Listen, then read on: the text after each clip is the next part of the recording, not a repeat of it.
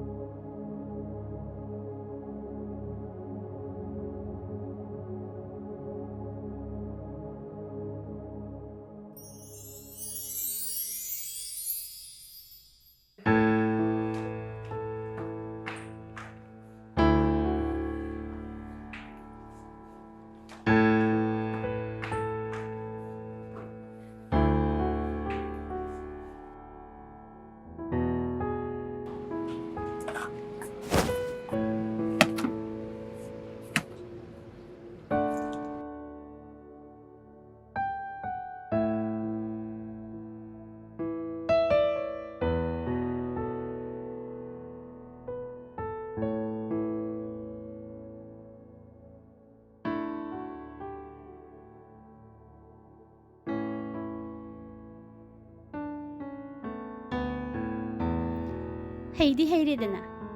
ngasidi fi yengawbasi masu thole kan hana batak piri janu